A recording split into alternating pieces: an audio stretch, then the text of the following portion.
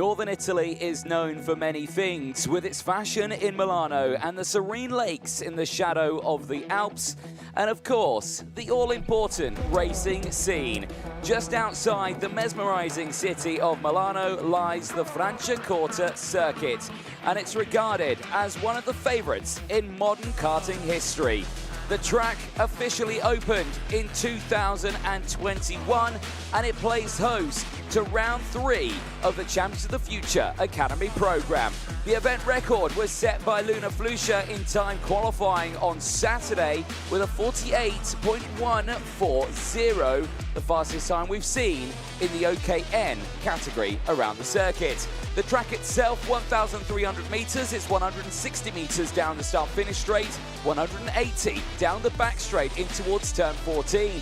The track widens from 7.5 to 11 meters around some parts of the circuit, and it elevates to around 5-meter difference from the lowest part of the circuit, that is at turn 5, to the highest at turn 9. The track sports 14 turns, 9 to the right, 5 to the left, and 2 hairpins, with the overtaking opportunities being in towards turns 2, 3, turns 5, 7, and turn 9 and 13. We have seen those overtakes thick and fast throughout the qualifying heats phase this morning and throughout yesterday's qualifying heats phase and the final. But the top speed that the drivers will be reaching as well is pretty quick. 125 kilometers an hour the drivers will be reaching into the braking zone of turn number 2, with an average speed of 97 kilometers an hour around the 1.3 kilometer long circuit.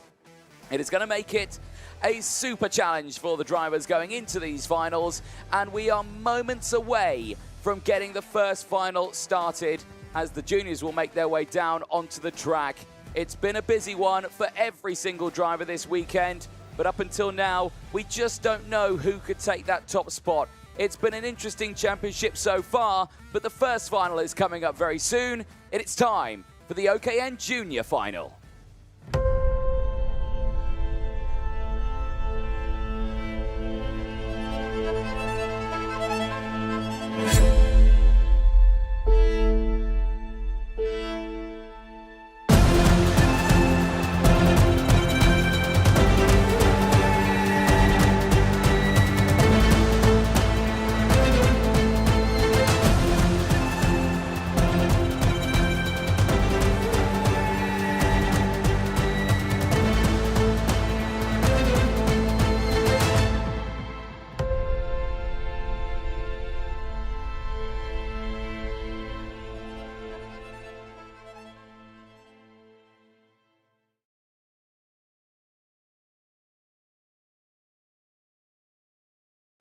The OKN Junior category will be heading out next for their second final of the weekend and the first final of today. 17 laps, 22-kilometer race distance is ahead of the field as they make their way on to the starting grid.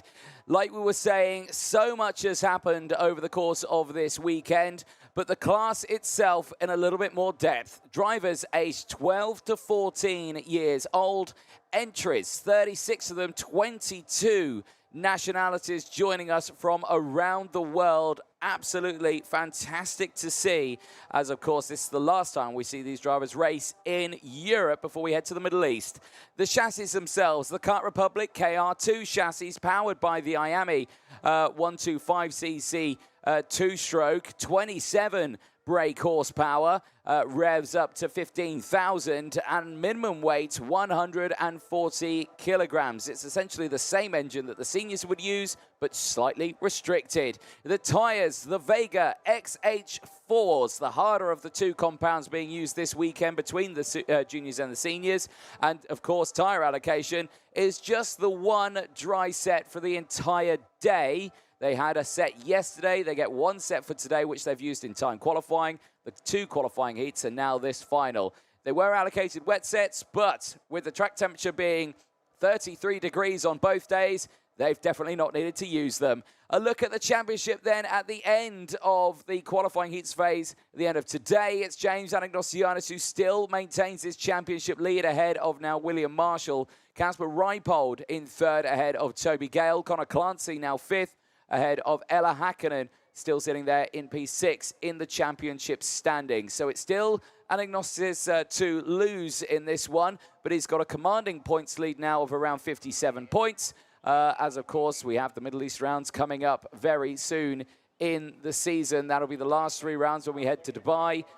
Alain and Alpha San. There, our race director, Martin Bean, is just having a quick chat with some of our drivers there. He's chatting to Connor Clancy, who'll be starting this one on the 3rd row of the grid, starting it on P6. Of course, Connor Clancy has certainly had a good run, but let's go through that full lineup for you. James Anagnosianis, who took a win in a 2nd place today, starts it on pole position. William Marshall, who took his first win of the weekend as well, starts alongside. Enna Pizzuto, the pole sitter, goes from row 2, and we'll have Angelina Simmons starting alongside. Casper Reipold and Connor Clancy go from row 3. They round out the top 6. Row 4 sees Jan Michalesco and Kesa Ziza, both of them having a much better day today after a pretty tough day yesterday. Toby Gale, good positions for him. 9th and a 10th today puts him on the 5th row of the grid. He'll have Leonidas Peruzzi starting alongside. Mateusz Witwer, yesterday's final winner, starts this one on the 6th row of the grid. We'll have Flavio Carri alongside. Vanessa Schilkenate and Nilis Malik will round out row number 7. Row number 8 sees Marcel Capella and Ella Häkkinen, who did get caught out in an incident earlier on, but like you say, still sits there very strong in the championship standings. Amadou Adriansen and Axel Nocom, again, much better days for them today. They start this one on the 9th row of the grid. Zavrier Dudkowski and Emilia Wyszymirska round out the top 20 on row 10. Row 11 sees Dinia Islamov and Egon Prodrotti, both drivers having a up and down day today. Some suffering from retirements in the first, some from the second. They'll have Oscar Gallen and Victoria Farfus starting on row 12. Victoria Farfus again struggling out there in the races. Sara Matsui and Karine Kaur round out row 13. They'll have Claire Sodu and Sanjana Dandu on row 14. Zachariah Dole and Christian Ebras will round out the top 30. They go from the row 15. They'll have Konstantin Paps and Isaac Say on row 16. Vida Yuland and Sujana Dandu will round out row number 17, with Michaela Hart on her own on the final row of the grid on the 18th spot. It's on the 35th spot, I should say, right at the back of the field. Well, it's going to be a very interesting final, this one. Like we were saying, 17-lap final. The longest race they will have done this weekend, of course, and today. They will have the same race distance yesterday. There is your pole sitter for this final. James Anagnosianis, a smile on his face, yet to get his race suits on. There's a look at his results today. Qualified 3rd. A 1st and a 2nd for him puts him on the top spot for this final. And again, he's right where he wants to be on this one, current championship leader. There's a look at his final results this season as well. They're up and down at the moment because, again, you have to remember we've had 5 different final winners over the course of this season in the junior category. No one's dominated it, even though Anagnosianis still leads it by a good chunk of points. He's still not invincible here because, remember, there is a grand total of 51 points up for grab for this final alone. 50 points for the win, plus that 1 extra championship point for the fastest lap of the race. And starting alongside, and potentially with a chance of taking those 50 points, is this young man here from South Africa, William Marshall, who won his 2nd win of the day today after qualifying 7th, had fabulous race results, 6th in his first qualifying heat as well, so certainly has pushed himself forward. He is yet to win a final yet this season, but there you can see 2nd places have been his best, and he is in line here to be another, could he be our 6th final winner of this season out of 6 finals so far? We just don't know. So again, makes it a real tense time for everything that is going to be happening out on circuit. We are a few moments away from getting this race started.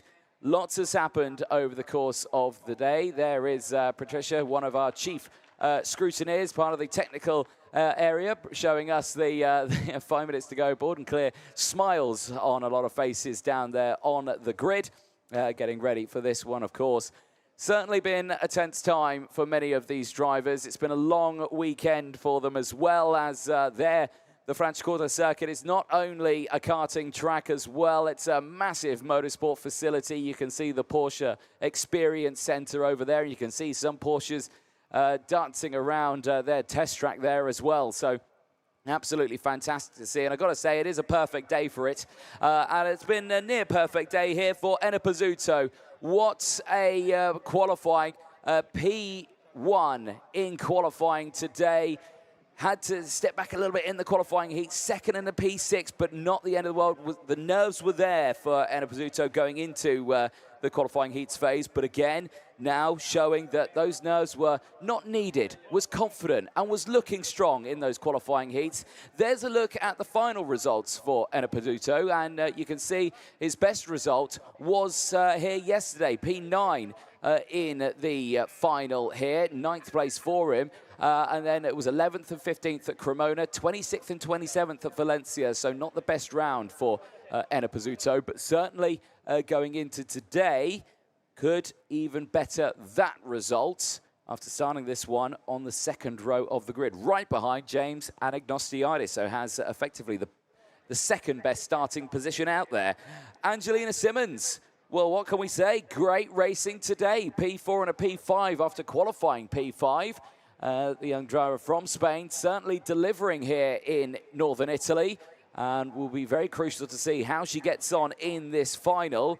A very competitive driver, and you can see there from the results this season, Cremona not the greatest start to the season, but Valencia, however, was a much better run. Best result in the final, P4, and she starts fourth on this one. So can she even better that on this? Maybe a third, second, or maybe even a final win. We just don't know, but we are going to be finding out very, very soon. Like we were saying, Conor Clancy starting directly behind Angelina Simmons, P6. But in P5, it will be the driver from Poland, Kasper Rypol, after a P5 and a P4 in today's qualifying heats. He puts himself on the third row of the grid, right behind Pizzuto and right behind Anagnostiidis. And again, he has that inside row after he qualified 11th.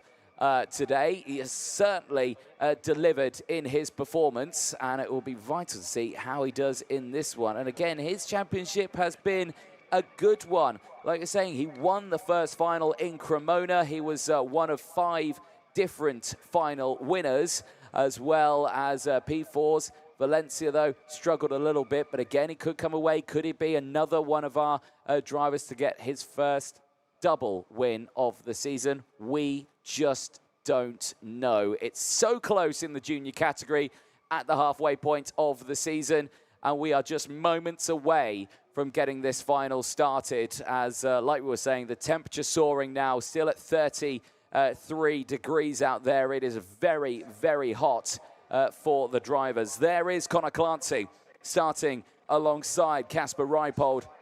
And again, another driver who's had good results today. Qualified 9th, inside the top 10, has had an 8th and a 3rd in its qualifying heats. Again, it's been up and down. He's been fighting his way through, but he's certainly delivered in this one. And in this final, again, he could really bump himself up the order in the standings. There's a look at his results in the final. He's only best a 3rd in a final so far. He is yet to stand on a top spot of the podium or a second, but again, it could happen this weekend and today in this final. We just don't know. There you can see the tyres that he's got on board there, and it'll be the same for all the drivers.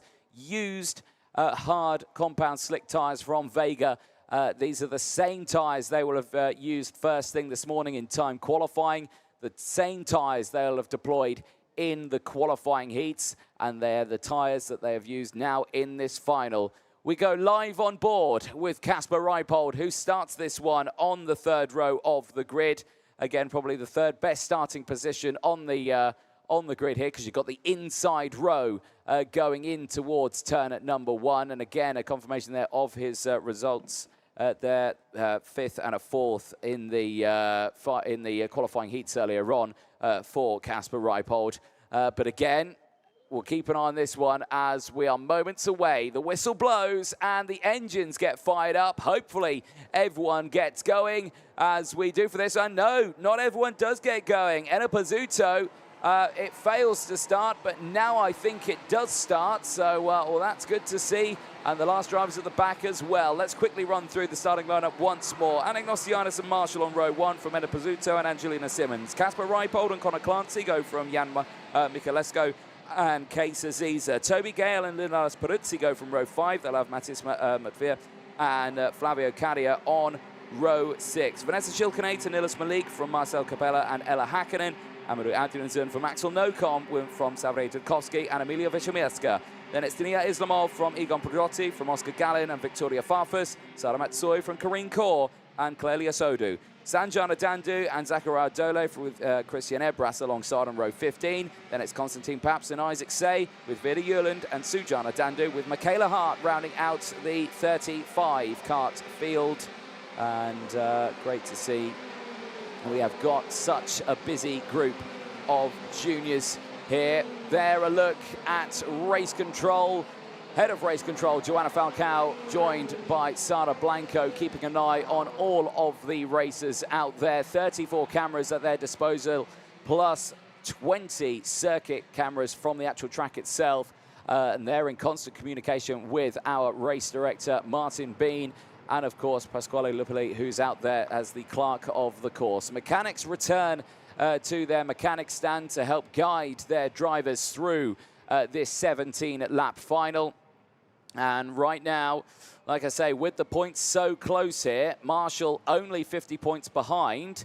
And of course, if he takes the win on this one and Anagnostianis amazingly doesn't score any points, knock on wood, that doesn't happen, but if he doesn't score any points, there would be only 7 points between them going into the next round in Dubai. There's a look at the Virtual Championship there on your screen. Just confirmation of that one between those two. Reipold third, Gale, Clancy and Hakkinen round out the next top 6 out there. Simmons and Vitva round out 7th and 8th. Drivers into the tram lines and the lights go green for the first final of the day. And it's a great start for Anagnostianis and the drivers behind as well. Marshall and Pizzuto get through as the field snake their way through turns 2 and 3. It looks good there. A little bit tight there in towards turn 4. Hold your breath as we go into the braking zone of turn 5. One driver gets caught out on those exit curbs, drives straight off the circuit. I'm trying to see the kart number there. It looked like potentially the 45 that went off the track there, and that will have been Christian Ebras, unfortunately, who didn't have the best start to that race. Drivers then making their way down the back straight now, and it's quite an advantage already that we're seeing from Anagnostianis. He is breaking away quite nicely at the front, and I think at the moment it's Reipold who's got him there in second place, and it is Casper Reipold up into P2 and is hunting down Anagnostianis for the race lead. We go on board with Casper Reipold in second place, and you can see there that is not a big gap between the two of them. 0.2 of a second as they cross the line. A little wide there on the exit for Reipold though. You could see there it understeered off the circuit, and again those tyres will have been super heated up. The track temperature today will be incredibly hot out there, so drivers do need to be careful they do not overheat these tyres. It is so easily done out there, but down the back straight again they go. Doesn't look like we're going to get a lunge this time, but you can see there how much he's closed in under braking. Absolutely superb. You got the live feed on the right-hand side of your screen, the live on-board feed on the left-hand side of your screen, as well as, again, look at them going absolutely line astern in towards turn 2. It does mean that William Marshall has closed in as well, so Reipold's now going to go defensive here for second place. Marshall might be able to get the switch back here on the exit. The answer to that is no, but now look at the gap that's opened up between the two of them, and that's purely one defensive line into one corner has caused that gap to open up. That's what we mean. Racing like this is so fragile. You need to be so careful. I'm seeing drivers on my CCTV cameras up in the commentary box walking away from their karts, and I can confirm it's Sujana Dandu, unfortunately, has retired from this race as Marshall goes down the inside of Reipold and moves up into second place, as now these two need to focus on working together. They need to close the gap up to James Anagnostiadis in front. In the juniors, it is possible to break away on your own. Unlike the minis, where the slipstream is so powerful, and so is the bump draft, that it's near impossible to break away by yourself. In the juniors and seniors, because you've got so much power available to you, it is possible. There is a driver out of the car and not going any further. That looks to me like that could be Clelia Sodu out of the race, and it is Clelia Sodu, who is joining us for the first time this weekend, filling in one of the gaps. Unfortunately, retires in her last race of the weekend at turn number 5. That is a big shame. But the race going on here, and well, Anagnostiadis has got the company once again of William Marshall and Reipold as he goes defensive now in towards turn number 2. Marshall and Reipold on that rear bumper, as well as Clancy, who's closed in. Here we go, a big move down the inside for Connor Clancy, not able to do so, and right on the scene, quick as you like, is Enna Pizzuto. Back right there with Clancy in P5, trying to close right in. You can see the closing distance there for Enna Pizzuto. The speed difference when you make a mistake into a corner is astronomical at this Franciacorta circuit. It is such a fast track, and some say the fastest on the calendar, but we'll have to see the data from that one. Here's a replay at turn number 5. Is this how Clelia Sodu ended out of the race? Down the inside, yeah, contact with another, unsure who she was racing with at that point. The live feed still on your screen on the right-hand side, as we see the replay still on the left-hand side of your screen. Anagnostiadis still leads the way then. Marshall in second, as unfortunately Isaac Say is going to receive a warning flag at the moment in this race. That will come with an in-race 5-second time penalty, which is very unfortunate. Matej Vitva now with the fastest lap of the race. Now, where is he? He's up into P10 at the moment. He was the winner from the final yesterday, was Matej Vitva. Can he close in again today? Down the inside, big send for Enna Pizzuto, gets back past Casper Reipold now, who's down to P5 after battling away at the front. Here we go. When you see someone go wider through turn 1, it usually means they're going to line something up into 2. Not this time, though. Marshall stays behind Anagnostiadis as they dive down in towards turn number 5. Remember, Anagnostiadis yesterday didn't take the final win, was not able to be the first, not back-to-back, but first double final winner of the season so far. Again, it's been 5 different final winners, and William Marshall could very well be the 6th different final winner of this season so far. Live on board again on the left-hand side of your screen with Casper Reipold, who is still there at the moment in P5, right on that rear bumper of Enna Pizzuto through turn number 14. Back onto the start-finish straight they go, and well, all these drivers are under pressure here now because Connor Clancy has got up into second place now. Clancy pushing his way forward in the junior category here.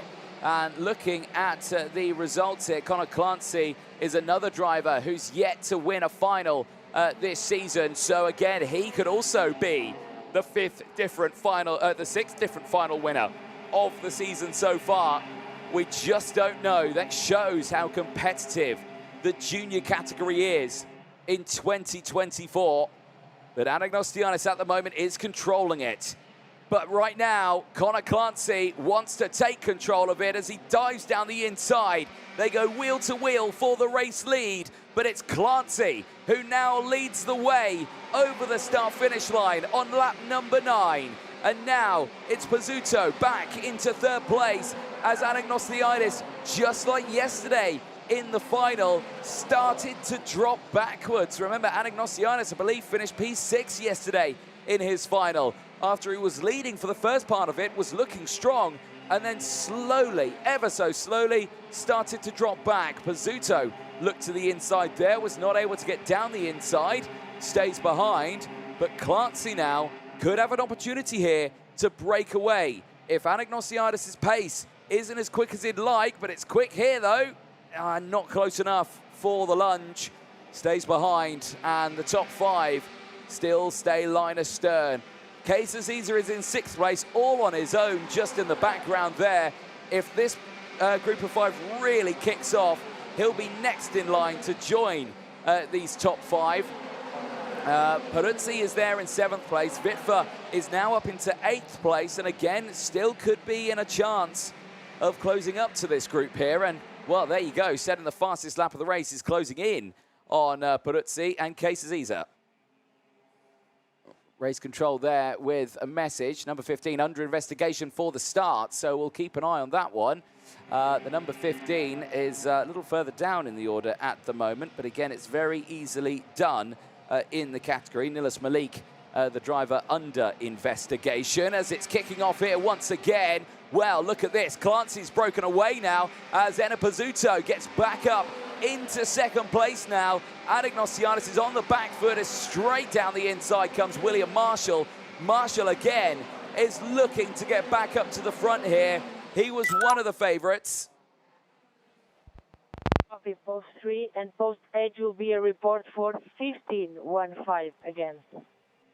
Well, there we go. 15-1-5 under investigation for another incident out there. Nilis Malik might be really on the back foot here with multiple post-race penalties. Well, eyes on this one. We're on lap 11 of 7 right now, and down in towards turn 14. Another change again. Big send for Reipold down the inside and gets back past. What a lunge that was, and amazing stuff there past William Marshall. It just shows the closing distance you can gain down that 180-meter back straight up the hill. Well, it is Clancy at the moment from Enna Pizzuto in 2nd place. Anagnosiadis still there in 3rd, is looking at a podium today. Didn't get to stand on the podium yesterday, but right now is still in a very strong spot. Enna Pizzuto, though, is a driver that has impressed today. Pole in qualifying, like we mentioned, 2nd in his first heat, 6th in his 2nd heat. And remember, he was going into this with a bag full of nerves. We spoke to him after qualifying, and he was saying, you know, I've got, you know, butterflies in my stomach. I am nervous about starting on pole. I've never done it before. And, well, he's taken it like a duck to water, and he's looking for his best result of the season so far. And Pizzuto as well could also be our 6th different final winner. There's 2 drivers, 1st and 2nd place right now, have yet to stand right there at the top spot of a podium in this series. Only Anagnosiadis behind them in 3rd place has stood on that top spot of the podium this season.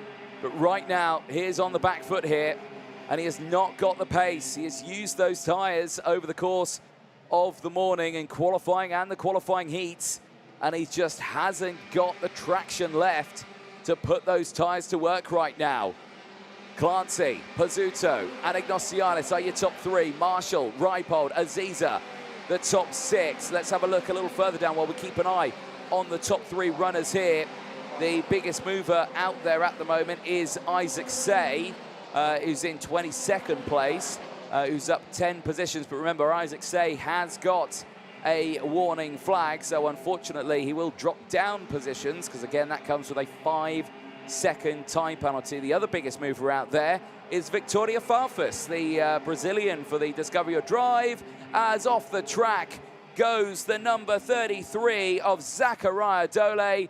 He is out of this race, and that is a huge disappointment for the young driver. Zachariah Dole from the United Arab Emirates is out of this race. He cannot get it started. Yellow flags out in the sector as the race leaders now head towards that yellow flag area now. There'll be no overtaking permitted into this corner. They will have to wait until they pass a green flag, which they will see at the next Marshall point, which they've gone past now, and they're back to full racing conditions. Victoria Farfus, though, there you can see by the graphic the confirmation of her achievements in this one. A gain of 14 places. Now the best result in qualifying Heat 1. Heat 2, though, P9 after qualifying 4th. It was still a good qualifying, the same as yesterday. But again, it's been a really tough weekend for Victoria Farfus in the qualifying heats phase, but she has certainly delivered in these finals. And she's up there into the top 10. Action here, though, down the inside. It's a close one for the lead. Pizzuto manages to find a way through. And now Clancy goes down into P3. And Ignatianis is back into second place. Marshall has closed back in as well. We've got 4 karts here at the front, but it is Enna Pizzuto right now, the pole sitter from qualifying this morning, who was nervous about starting on pole, is now leading this final on lap 16 of 17. The last thing they're going to see right now is the last lap board before the checkered flag, and going in towards turn 14, it is Pizzuto who leads the way comfortably. Action in the background there. Marshall trying to go down the inside of Clancy. It's not close enough for it. And we go on to this final lap with Pizzuto leading by nearly 0.3 of a second. Looking for a 6th different final winner in the junior category. The Italian. Darren, you have a kart coming your way, number 12, 1-2 into the pit lane. Well, kart 12 coming into the pit lane. That's Toby Gale, who has unfortunately another retirement from this race. But there, Pizzuto, like we were saying, it's going to be the 6th different final winner, pending, of course, turn 14. But the 6th different final winner and his first win of the season after starting on pole in his first ever pole position. It's for Italy. It's Enna Pizzuto across the line. He wins the final here in the OKN junior category and becomes the 6th different final winner of the championship. Absolutely fantastic. And Ignatianis, he finishes in second place. He increases his point lead now to just under 70 points ahead of William Marshall. Of course, Ignatianis may only have that one final win, but his consistency of finishing within the top 10 has meant he is the current championship leader. But for Enna Pizzuto, that is an absolutely superb weekend and a superb day of racing. Enna Pizzuto will enter back into Parc Fermé. Of course, all of these results are provisional, but a 6th different final winner this season in the form of Enna Pizzuto. James Ignatianis finishing in second place, and Connor Clancy finishing in P3. Well, what can you say? William Marshall, despite his best effort starting on the front row of the grid, finishes just outside the top 3 in P4. Reipold finishes in P5 out of Case Aziza. Vitesse Vitfa, yesterday's final winner, can only best a P7, but had gained 4 places in that race. Angelina Simmons finishes P8 ahead of Leonard Speruzzi, and Victoria Farfus rounding out the top 10 ahead of Flario Carrier, Axel Nocom, Dinia Islamov, Jan Michalesco, then it's Egon Prodotti, Vishamirska from Matsui, Hakkinen from Dudkovsky, Capella from Adriansen, Say from Shilkanate, then it's Gallen, Paps, Malik, Ebras, Sanjana Dandu, Kaur, and Michaela Hart, who rounds out the 30 finishers in that race. There on your screen, though, Italy's Enna Pizzuto, an absolutely superb performance out there in the final, will become our 6th different final winner of the season. And again, it just shows how close and competitive this championship is in the junior field. But of course, scrutineering, technical checks will be underway now. I'm sure all will be fine, but well, that's a big weight over the shoulders after a pole position start this morning. Let's have a look at the highlights from that one. Ignatianis getting away well at the start, but again, it was a similar story yesterday with everyone pushing themselves through in the early stages. On board with Kasper Reipold for this race. You can see him there, who started on the 3rd row of the grid. That inside line certainly benefiting him, was able to find a way past Enna Pizzuto on that opening lap and moved him up into second place. Started to push his way through. Rest of the field there coming through in towards turn 5. Only one driver getting caught out, going wide at the exit of turn number 5. do believe it was Egon Prodotti at the start of that one, or it could have been Christian Ebras at the start. Looked like there was a 5 on that kart number as they made their way through. Marshall as well had a good start to his race, moving up into second place in the early stages of that one, getting past Casper Reipold. They were able to close in on James Anagnostiidis later on in the race. That is unfortunately how we lost Clelia Sadu. Unfortunately, she retired from the race, the second retirement, finishing in 34th place after Sujana Dandu, who was the first retirement.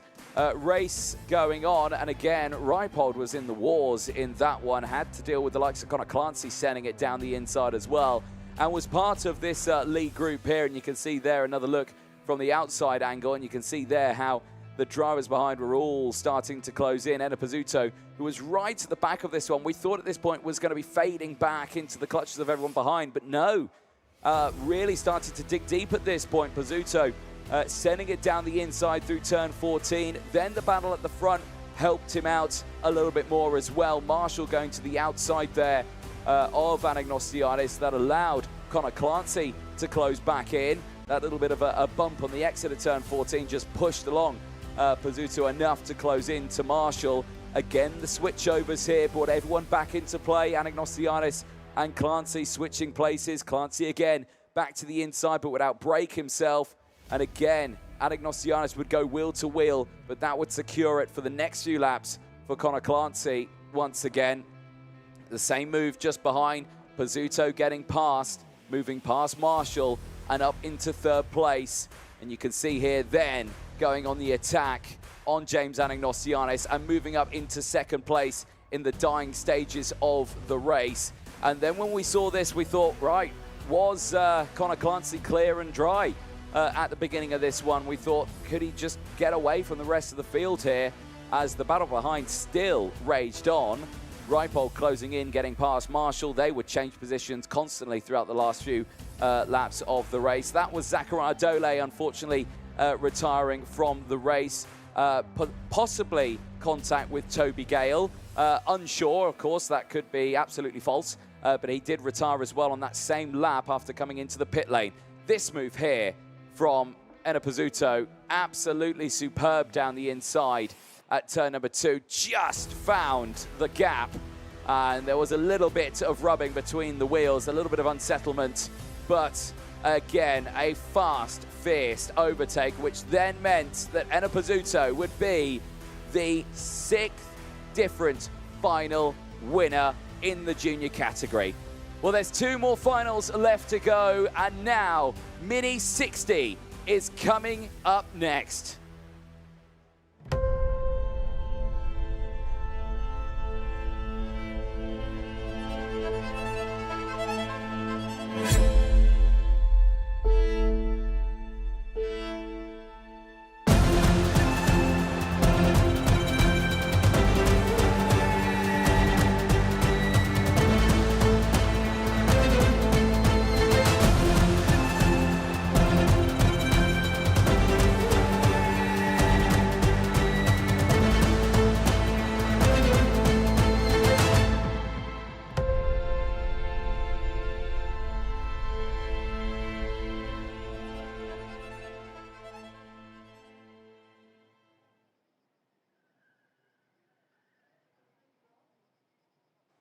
The Mini 60 final is fast approaching, with the drivers very quickly will be making their way out onto the circuit. The final, though, 14 laps, the longest race they will do today, matching what they did yesterday in their final. 18-kilometer race distance for the Mini 60 category. Again, like we were saying, it is moments away as they'll be heading out onto the circuit. But before they head out, let's take a little bit closer look at the category itself. Mini 60 drivers aged 8 to 12 years of age.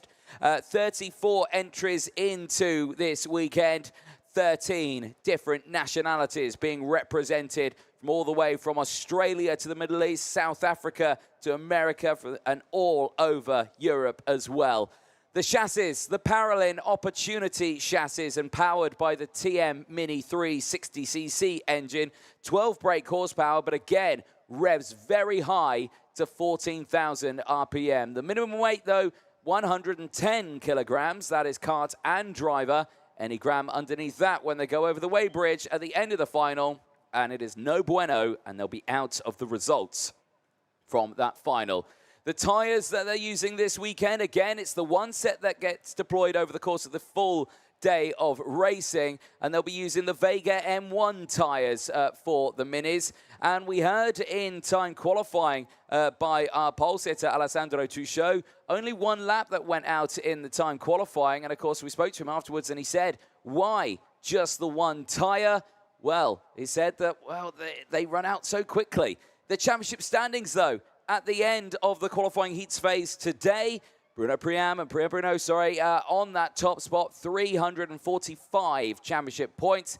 Albert Tam second in the points, just 2 points ahead of Maxim Bobrikov. He was able to retake his second place spot in the standings, as Bobrikov didn't have a good run in the qualifying heats today. Lucas Palacio and Nicolo Perico round out the top 5, with Alessandro Tuchot, who starts on pole position with 168 championship points. Can he close that gap up to Priam Bruno, who will start this one on the second row of the grid, despite the fact that he came second earlier on and won on track earlier on. An unfortunate post-race penalty for Priam Bruno. Aaron Mason and Sebastian Kurz will go from row 13. Alexander Shillo and Lorenzo Valao in his first appearance in the championship starts on the 14th row of the grid. They'll have Ray Haber and Theodore Constantinou alongside, rounding out the top 30.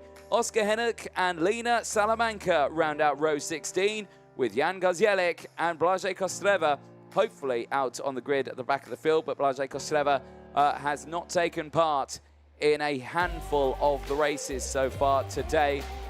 Hopefully is okay, but we'll see if we have got a full grid of 34 or if we have just the 33 drivers out there. The field, though, packed full of talent, and a look at the final winners so far this season. 3 different final winners: Albert Tam in Cremona, Alessandro Tuchot in Cremona. Priam Bruno has won the last 3 finals. Can Alessandro Tuchot get back on winning form and take his second final win of the season? And could they both be in Italy? Cremona, of course, the first round was not far from this venue. There is our race director, Martin Bean, having a quick chat with Alessandro Tuchot. I suspect about the start procedure on this one. The starts in the Mini 60 category have been a little bit of a challenge, of course. They need to slow the karts right down to get everyone bunched up, but the problem is that these karts, they don't like going too slowly. And you see the engine start to bog up just a little bit, and a little bit dramatic out there with some drivers not being able to get away well. You saw there very briefly, that was the results for Alessandro Tuchot that just popped up on your screen. Everything for him today. It's been a perfect weekend so far. Pole in qualifying, 2 qualifying heat wins, and starts this final on pole position. Albert Tam as well, starting alongside, has had an up and down weekend so far. Yesterday was a busy one. Quite a few penalties for Albert Tam, to say the least, but today's been much better. Qualified 8th, a 4th and a 3rd for Albert Tam. Exactly what he needed, but is really going to push himself up in this order, and certainly he's been looking very, very strong today. We will see what happens for him as he makes his way into his kart. The second row of the grid, Lucas Palacio, as well as be a driver that has impressed and is the leader of the under-10s out there as well. Yesterday, the top 3 in the under-10 categories got the medal on the podium. And at the moment, the top 3 under-10s in this one is Lucas Palacio, Nicolo Perico, and Lorenzo Zucchetto. They are the top 3 under-10s right now, but there is Lucas Palacio, who again himself has had some solid results so far today. 4th in time qualifying after a very dramatic time qualifying. Again, I'll cast your mind back to it. We didn't see it on the live stream, but here at the circuit, it was, well, a 6-minute qualified session was available to the drivers. There were no karts going around for the first 4 minutes. 2 minutes went down, and then all of a sudden the entire pack left, but they all stayed in one big bunch out in the circuit, and no one was able to get a quick time in apart from a handful. So the pace was actually quite far down from what it was the day previously, and it did mean that the whole grid only got one lap in to put a time in, and for a lot of people, that lap wasn't good enough. The same for Priyan Bruno on this one. Qualified second, so missed out on pole again today, but his result in the first one was good. P2 right behind Alessandro Tuchop, but a post-race penalty, unfortunately, bumped him down to 12th place in the second qualifying heat today. There's a look at his final results, and again, superb. A P5, a P2 at Cremona, won everything at Valencia, and then the final yesterday took the win. So again, he is technically still the favourite going into this one, in this final. His pace has been exemplary, but we just don't know who is going to take it, because Truchot has been looking quick as well. His pace has been on form, and remember that Priyan Bruno starts on the outside row here. It's tricky to get it started. You've got to sweep across the track here. All karts are in position, but we are missing 8-3-1. Well, there we go. Confirmation. Blaže Kostreva, unfortunately, out of this final, will not be taking part. So 33 karts confirmed on the grid. There, Nicolo Perico, well, what can we say about him? He was on the podium yesterday, finished third in the final yesterday, and those results today in these qualifying heats are very impressive. A third and a second after qualifying 12th. He's a driver that certainly could be on top at the end of this one. But again, we just have to wait and see. His best result did come yesterday with that third place finish. There you can just see through the haze in the background there, some of the hills. The Alps, not far from us, of course, are in northern Italy, surrounded by the Alps in the north, the serene lakes. We're not far outside the city of Milan as well. Lake Como as well, just to the north. We're not far from, so a beautiful part of the world to be racing in, the flat farmlands of northern Italy that we're in right now at the Franciacorta Kart Track. And like I say, this circuit has only been in operation since 2021. It's a very new circuit on the calendar as the engines fire up and we look to get going for this final. Engines all go. Some drivers going a little bit slowly in the background there, but it looks like all karts are moving, which is excellent to see. Well, we had drama yesterday with some karts not firing up all the way throughout the day, and for some drivers it was certainly a very dramatic start, and the same could be said for others. Now there's a kart going very slowly. Now that looks to me like Albert Tam. It is Albert Tam, the driver who's supposed to be starting on the front row of the grid. His kart is going, but it's going very slowly. It's not kicked into life. I think it has now. It takes sometimes a little bit of time. They choke up a little bit.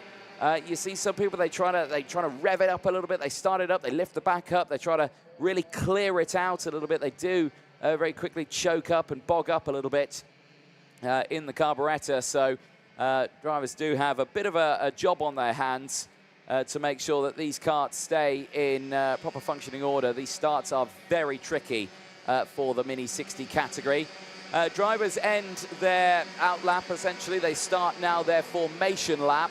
They will get a bit more time to put temperature into the tyres, but again, that won't take too long to get temperature into these tyres. Like you say, air temp, 33 degrees out there. It is very, very hot, and the track temperature as well. It's had the sun beating down on it all day.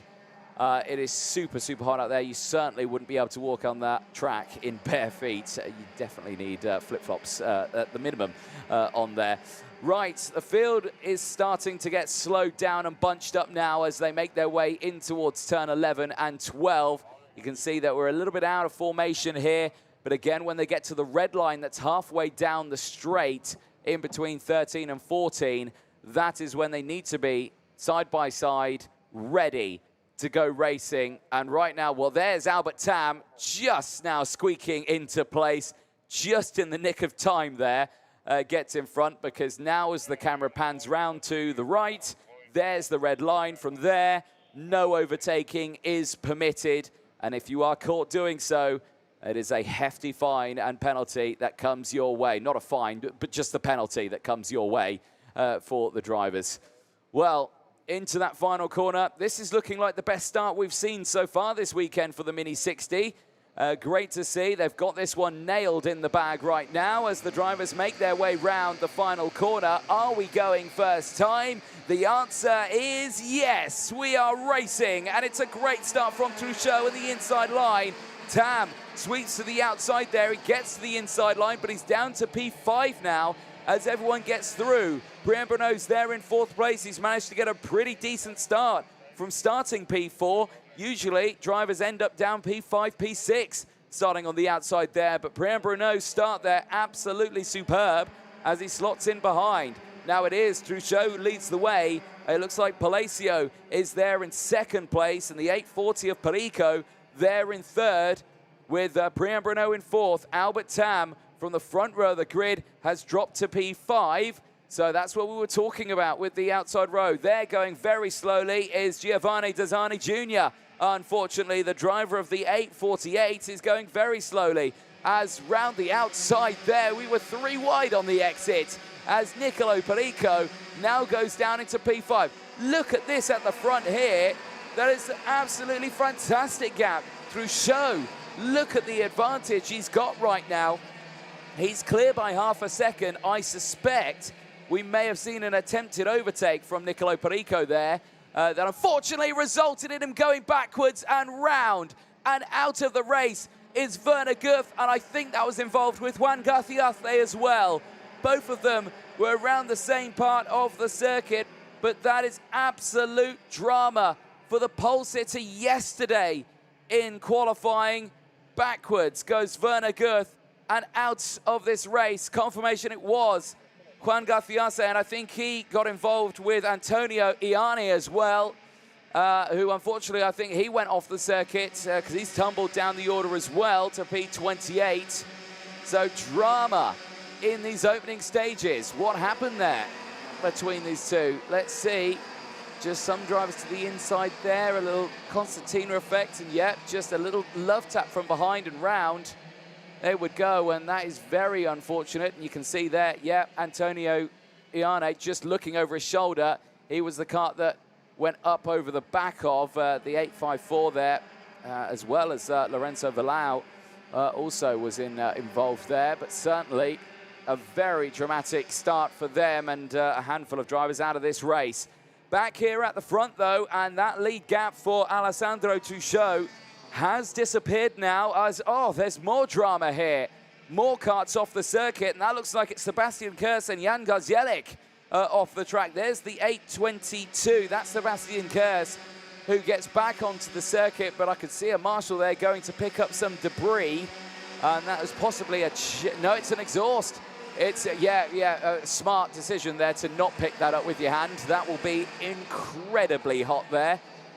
Yes, smoking on the grass as well. Dry grass and a very hot exhaust is not a good combination, I can guarantee you that. But Marshall's there quickly on the scene.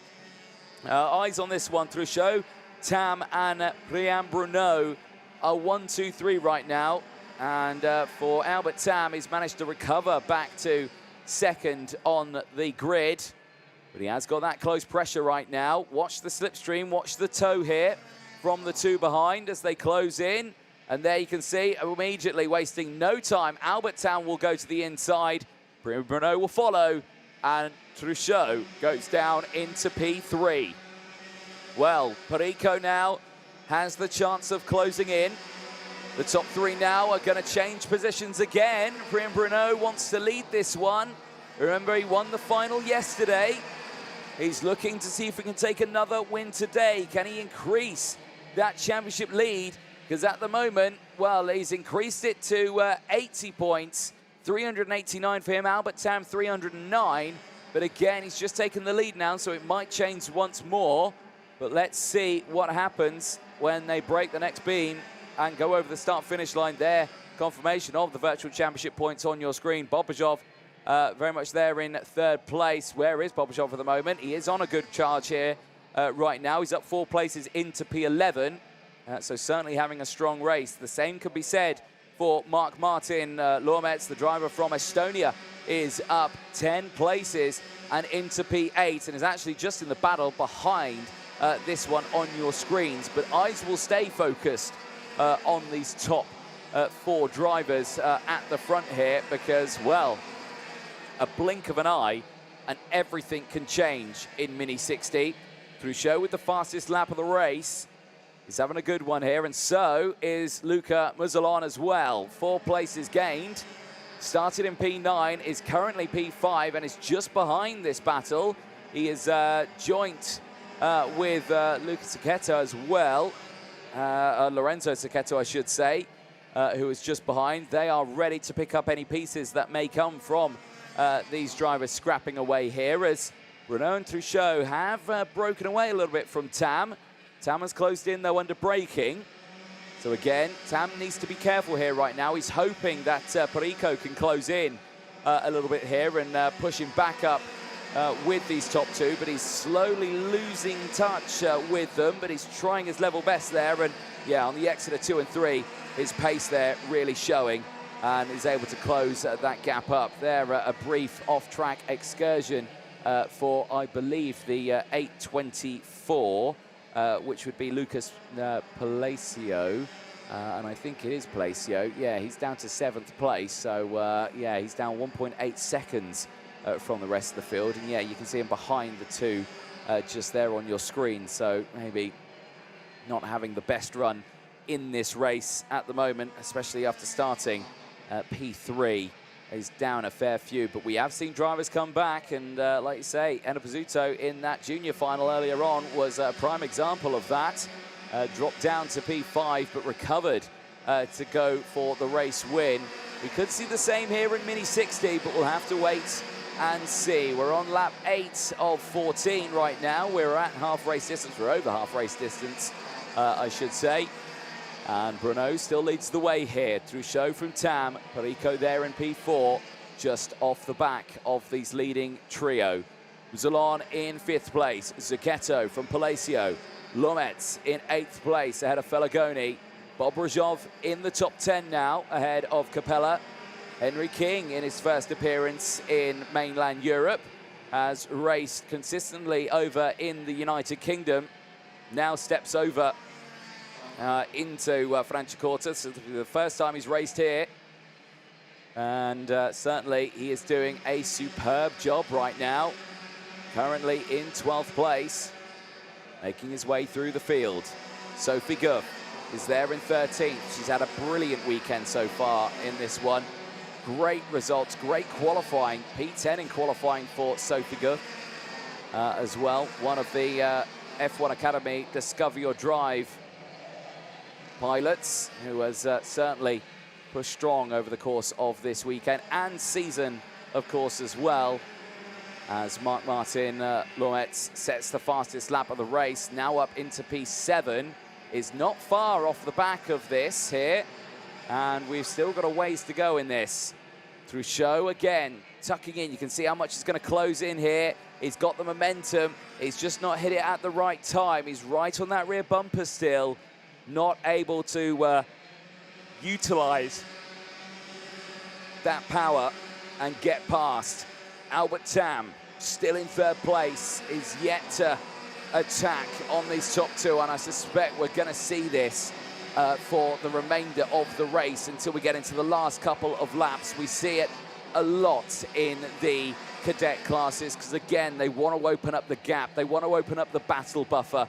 If they were scrapping away for the whole thing, for us, yes, it would be exciting. For the mechanics and for the drivers, certainly would be a challenge to watch that race. But any fans watching the racing, they would be there thinking, you know, this is brilliant. We've had 10 different overtakes for the race lead, and you do see that in the mini category in this sort of cadet class.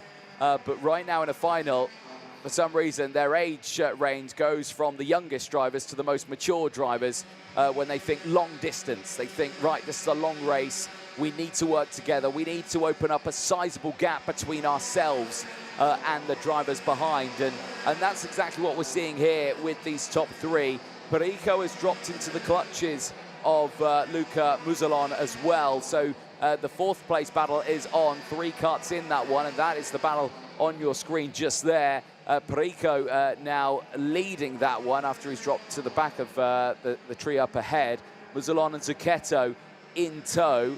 Lormetz as well is behind this one in P7. He's got the close company of Felagoni, so he could close in here. The same as Maxim Bobrajov. Bobrajov as well has looked very strong in this final, has struggled in the qualifying heats, had a good recovery in his qualifying heat too after he qualified well down the order this morning in the opening session. Didn't have a good result in his first heat as well for Bobrajov, so he's certainly making it up for it in this one as he's there inside the top 10 now. Palacio has dropped down to P10. Oh, Lucas Palacio, who was right at the sharp end of the field here.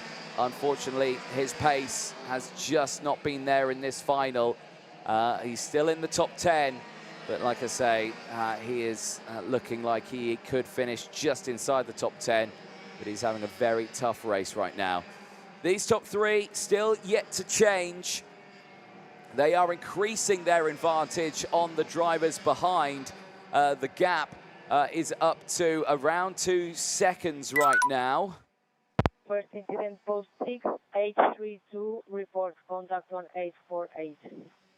So confirmation, it was the 848 that went off the circuit. So that was Giovanni Dazzani Jr., who's had a really tough race here earlier on. And there you can see a report going in, and one driver, the cause of that one there. And certainly not what you want to hear. And warning flag coming out, unfortunately, to Oscar Hennock, who will receive an in-race 5-second time penalty. Right, while we were talking about that, it's all changed at the front here on lap 13. Understandably so. It's now Albert Tam who leads the way from Alessandro Truchot, and Priyan Bruno has gone down to 3rd. So again, could we see another final winner here in this one? Because again, reminder, Truchot has taken a win in this final. As look at that round the outside. That's Priyan Bruno. 2 places gained around the outside, and you see him jumping up and down in his seat. He was delighted with that move. As Taman Truchot went defensive, he just went to the outside and carried the speed around the corner. Absolutely superb. Well, now he's going to have to go to defensive. It means that now he's leading this final on this last lap. Well, now he's got the gap. He's got the gap as well here. As Tam and Truchot, they go wheel to wheel. They start battling between themselves. They've allowed Priyan Bruno to get away. The championship leader, who was down to 3rd on the penultimate lap of this final, with a superb move round the outside, takes the lead and now leads by half a second. Tam is defending from Truchot. They're battling for P2, but your race leader is breaking away, and now Nicolo Perico has closed in. But it's Priyan Bruno with that superb move through turn 14. He now wins his 4th final of the season. Back to back final wins. He got the double win in Valencia, the double win now in Franciacorta. All strung from that absolutely amazing overtake around the outside. I do hope we get to see that again, because that was textbook. Tam and Truchot were battling away, and they'd slowed right down on the apex. I think they were expecting everyone to do that, but Priyan Bruno there, just seeing what was happening round the outside and carried the speed through the corner. That is a testament to the tyres that he had left on his kart, and celebrating all the way back, understandably. Priyan Bruno then takes his 4th final win of the season. Albert Tam finishes in 2nd place, and Alessandro Truchot will settle for P3 after starting this one on pole position. They will make their way back into Parc Fermé. A superb run there. And there a look at the rest of the field. Perico finished in P4 ahead of Lorenzo Zucchetto. Luca Muzzolon finishing in P6 ahead of Augustine Felagoni. Maxim Bobrajov from Marc Martin Lometz. Lucas Palacio from Vincente Capella, who rounds out the top 11. Henry King, 5 places gained, finishes in P12 ahead of Sophie Guff's P13 finish. Jay Kostecki takes 10 places and finishes in P14 ahead of Ava Lawrence. Antonio Iani finishing in P16 after battling right there at the sharp end. Unfortunately, drops down just outside the top 15. Alexander Shilo and Maddox Mason round out the top 18 from Oscar Hennock and Theodore Constantinou. Both of those drivers gaining 12 and 10 places apiece. Chi Kuai finishing in 21st place. Elias Boulier and Ray Haber. Ari Kallenberg finishing in 24th place ahead of Lorenzo Villau. And then it's Aaron Mason and Lena Salamanca. Sebastian Kurz and Juan Garciase round out the 29 finishers.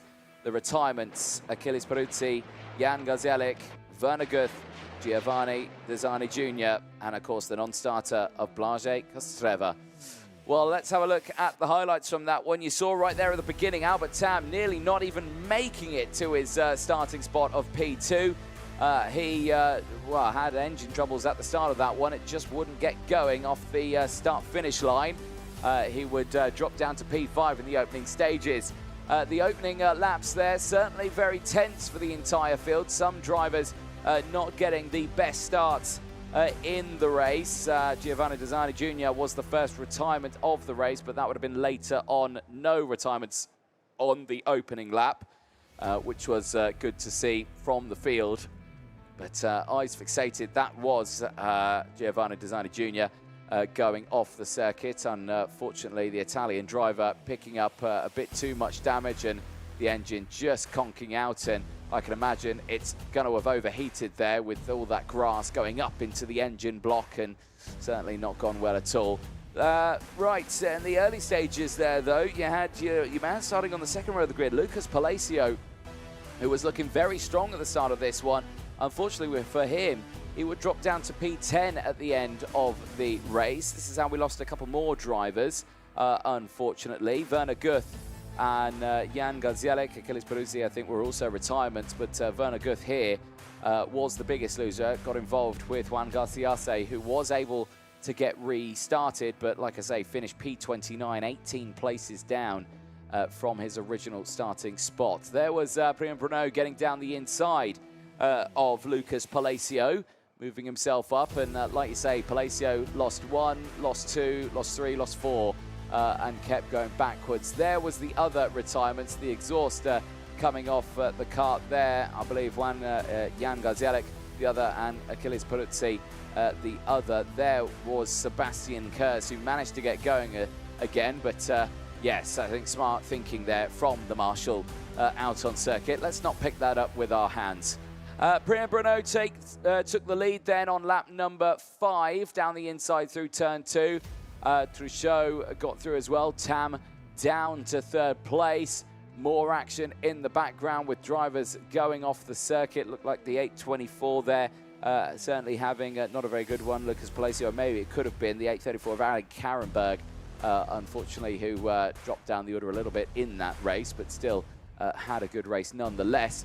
That move there on the penultimate lap of the race, Priam Bruno, that was absolutely superb, and he would go on to win back-to-back finals. We'll see him on the podium later on today, but one more race to go. It's seniors coming up next.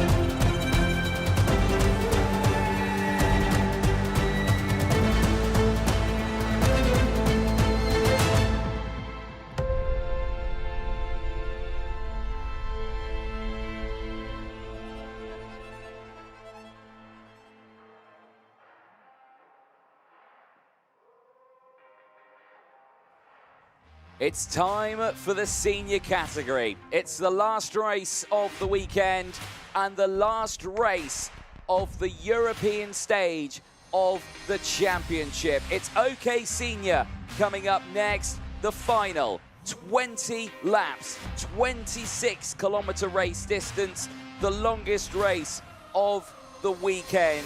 And it's all going to be starting with Luna Flusha, who has had what can be only described as a near perfect weekend. But let's take a deeper dive into the category.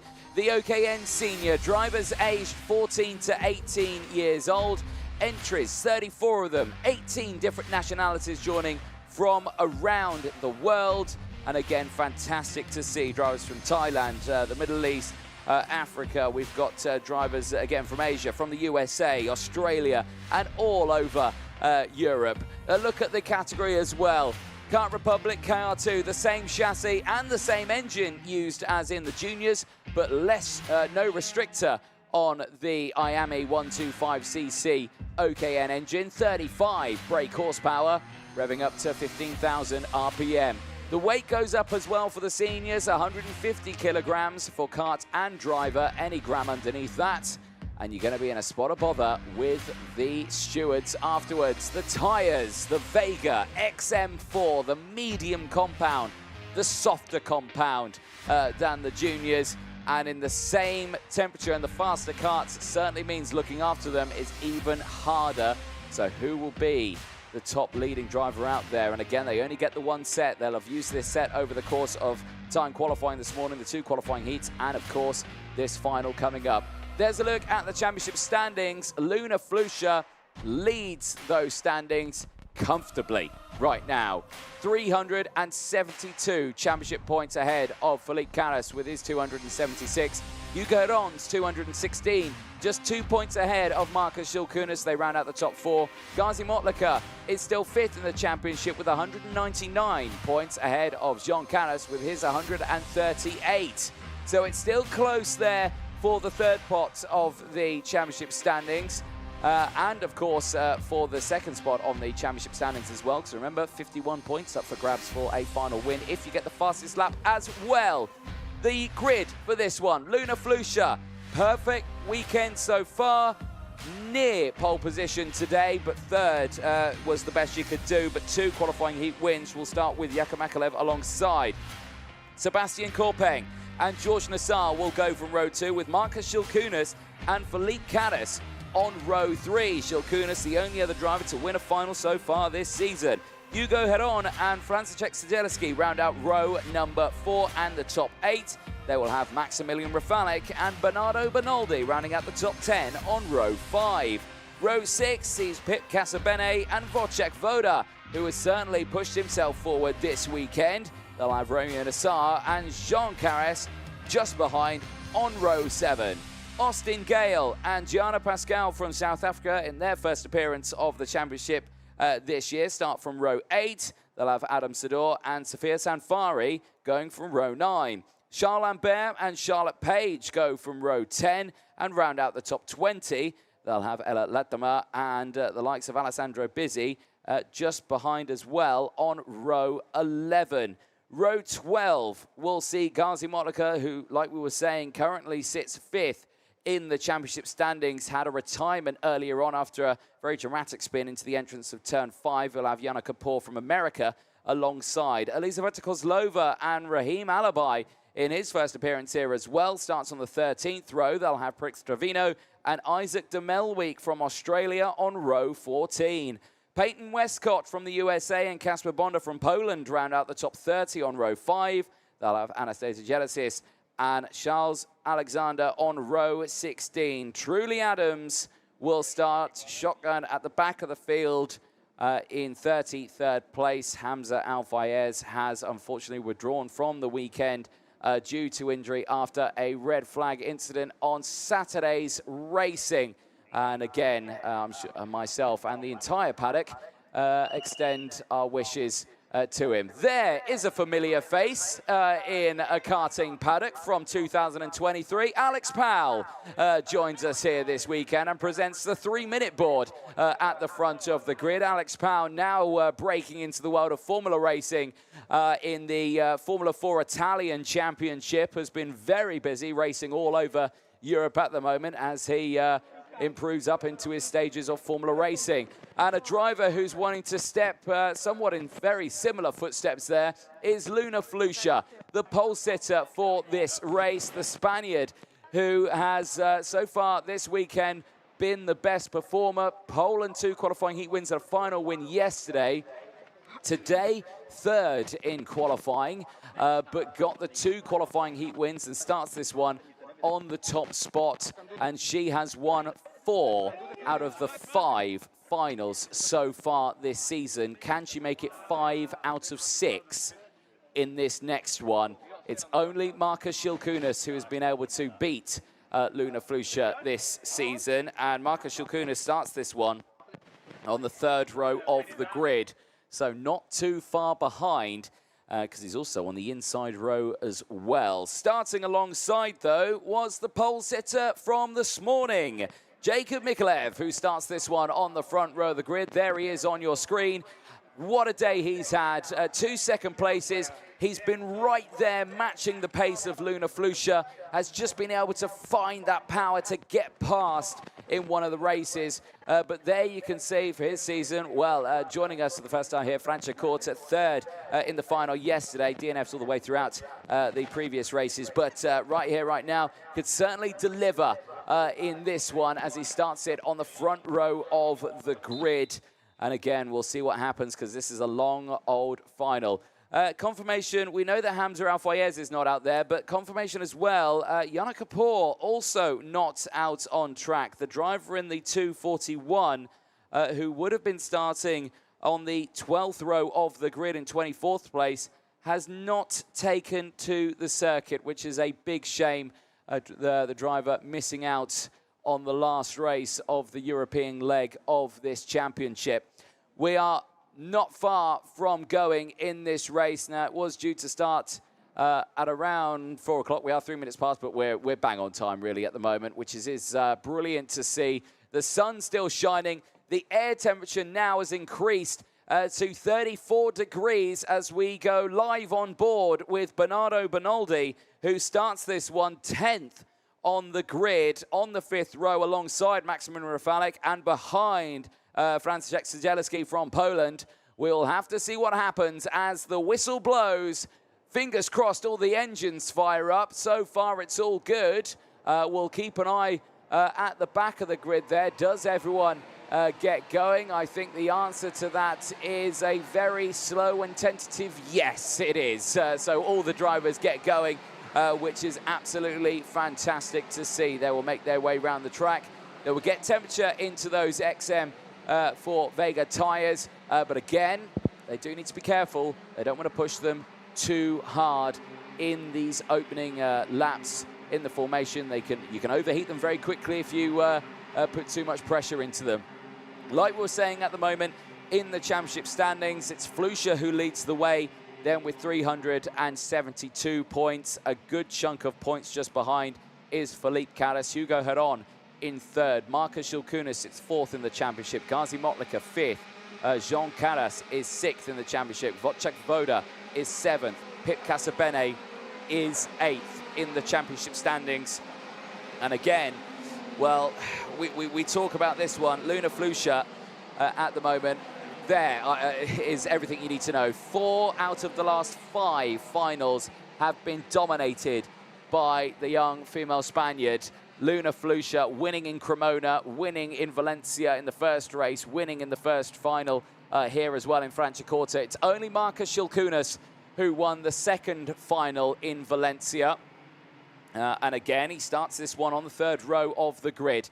There, a look at race control. Joanna Falcao joined by Sara Blanco, keeping a close eye on some 34 cameras out on circuit, plus the extra 20 from the circuit itself, and in constant communication with our race director, Martin Bean, who stands on the start-finish line gantry with radio communication to race control stewards and, of course, the clerk of the course as well, Pasquale Lupoli, who is out there on the circuit, braving the hot track conditions out there. Like we were saying, 34 degrees. It is the hottest it's been so far this weekend, and the racing on circuit is about to heat up too. Into the tram lines, lights do not go out. It is our first final false start of the day. And yeah, they do not get underway there. Martin being joined by Alex Powell. Is Alex going to try and attempt to start one of these races? He's been given the thumbs up to, right, Alex, you press that green button and make sure you press it at the right time. But I'm sure Martin Bean will give him the go, no-go, whether or not he can or cannot push that green starting light. Well, the drivers make their way round once more again. They won't like this too much, of course. They're putting more wear on these tyres, unnecessary wear as well. As you can see, a smattering of marshals there, joined all the way around the circuit. A brilliant job from the marshalling team entirety this weekend. We could not go racing without the marshalling team, and their hard work in these very hot conditions and humid conditions has been absolutely superb. Well, once again, drivers make their way round the final couple of corners. This time it looks a lot better. This time we get ready to go racing, but Flusha is waiting to put the power down, and she goes, and we're green light and racing. It's a lightning start for the front two rows, and keep an eye on Jacob Mikulev trying to go the long way round turn number 2, but can't quite do it, and slots down into 3rd place as the rest of the field slide their way in towards turn 5. It's a clean start throughout. I think some drivers may have got caught out further in the back just at the start, but crucially everyone gets away now at the front. Flusha holds on to the front here as the rest of the field slot their way through. It's close in the midfield here, but look at the advantage already, and this is what we talk about with Luna Flusha. She gets these starts nailed, and she's able to just break away. But this time, 2 drivers have followed, and I think it's in the likes of Sebastian Korpeng and Jakub Mikulev right there in front. The field behind, though, George Nassar there in 4th place as Marcus Shilkunis for company. As Jacob Mikulev is under investigation, the driver who started on the front row. And was that for the start? We saw that maybe he could have been ahead of Flusha at the start of that one. We'll have to see what happens, but there's a big, big question mark now looming over Jacob Mikulev's head right now. The pole sitter from qualifying is in a spot of bother here.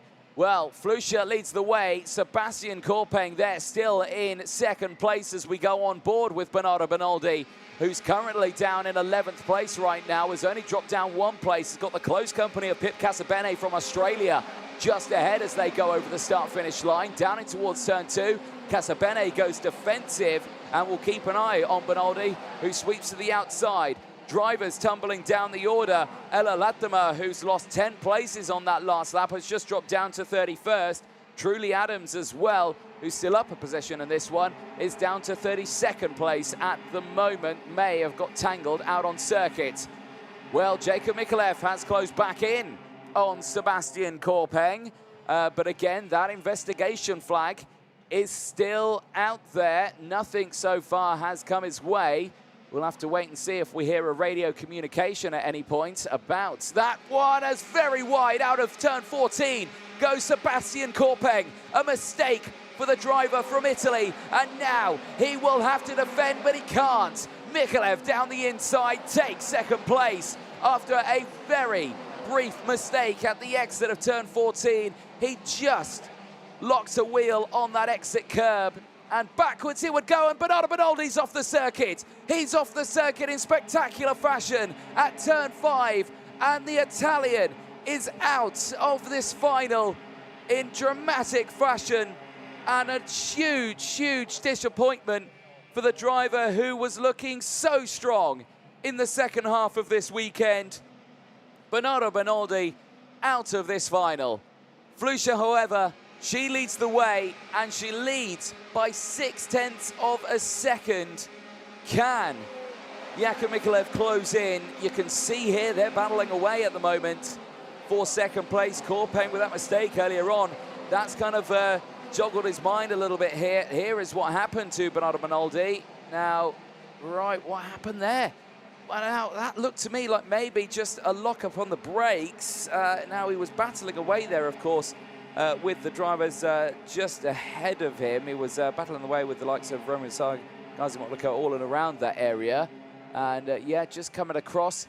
I think that little coming across and a rear wheel going onto the grass just sent him off. And I think that's just the most unluckiest incident you could see. Completely unsighted from the drivers in front, of course, but well, that's going to be one for the stewards and race control to decide, but that is a big shame for the young Italian. We go on to lap 6 of this final, and Flusha still controlling the lead. The gaps come down a little bit here, fractionally, as Maximilian Rafalik sets the fastest lap of the race, is now up into P7. He's up 2 places right now. This is the live gap between second and third. Jakub Mikulev and Sebastian Korpeng as they make their way through down in towards turn 14. You can see the slipstream coming into effect there. It's no change of position this time around. George Nassar as well is able to close in at this point. He's looking quite strong right now. He's still there in P4. He's not gained. He's not lost any positions, but he's still there in a really strong place. Hugo Ron, who's up 2 places, is there in P5 as well. There's another look at the Virtual Championship at the moment. Well, there you can see it now. Luna Flusha into the 400-point mark, 422. Philippe Caras still sitting there in the 200 marker with 293 points, and we are only at round 3 of 6.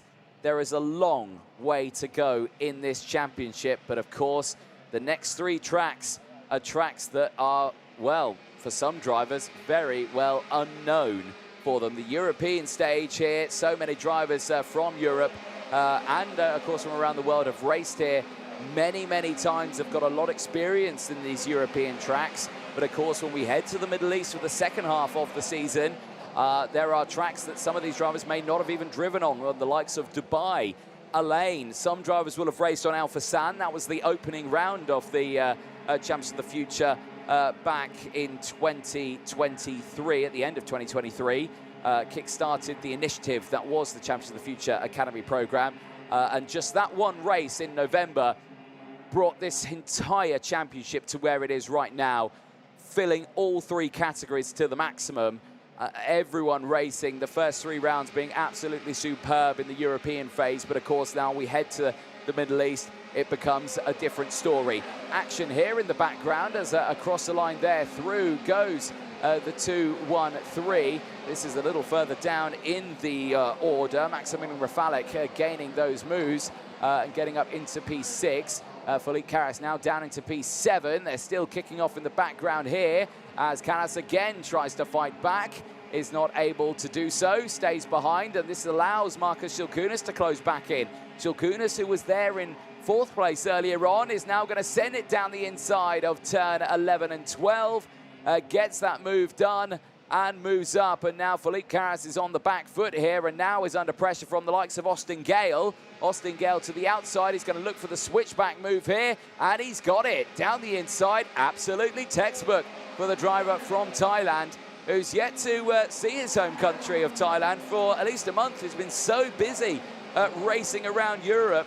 He's yet to see his home country of Thailand for quite some time, and he's battling his way here right now. I did chat with him. He does miss home at the moment. Like I say, he's been away for a month, as unfortunately they're backwards a little bit for Schilkunis battling away. Caras as well, Philippe and Jean Caras now alongside each other. Wojciech Woda tumbling down the order just that little bit. This is George Nassar right now in 3rd place. Hugo Heron is right behind, in 4th place, I should say, for George Nassar. Sebastian Korpeng is being closed in Now, Flusha and Mikalev, there's 7 tenths between them, but there's another big chunk of time. There's another 4 tenths between Mikalev and Korpeng. And Korpeng's on the last spot of the podium here, as down the inside goes Hugo Heron, gets up into P4, and George Nassar now on the back foot. Could Hugo Heron be on the podium here? Sebastian Korpeng, who had, well, drama yesterday with that incredible accident. I'm seeing dust getting kicked up in the background, but it looks like everyone's still going. He had incredible drama yesterday when he was involved in an incident with Raheem Alabai from USA, and thankfully both of them were okay. It was a very scary moment, but I spoke to them both this morning. They said, yeah, we're okay, we're fighting fit, we're ready to get the day's racing underway. And for Sebastian Korpeng, this is absolutely superb. Like I say, he's in 3rd place. Brilliant qualifying from him earlier on, was not phased by that incident that happened yesterday. This is a replay once again of what happened to Bernardo Benaldi earlier on. And again, that is just a very heartbreaking moment there. Now, has there been a moment out on the circuit? I think, yes, there has. As we watch the replay again on board, I think several drivers have gone off at turn at number 2. They have. And it's Gazi Motlaka, Wojciech Woda, Pip Casabene, Charles Lambert, Gianni Pascal, and they are the drivers involved in that one. They're getting away.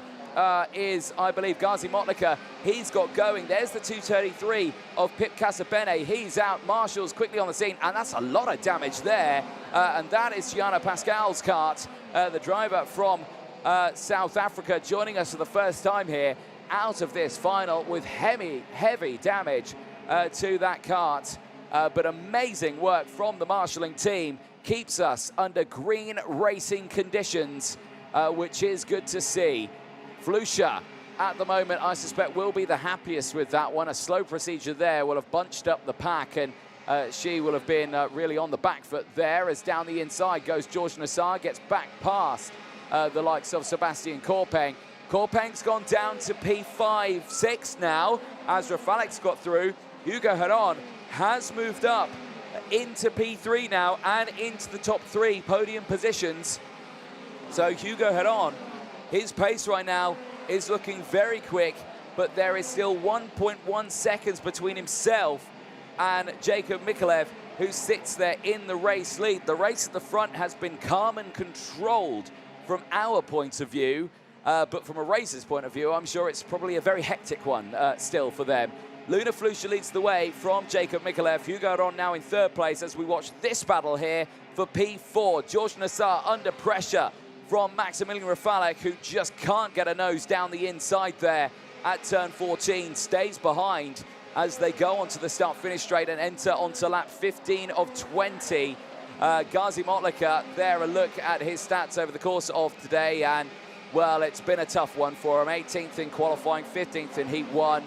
Not a great result there. His results in the finals have been great, but in this final, unfortunately for him, he has tumbled down that order. Changes again in this top area here. Sebastian Korpeng's fighting back.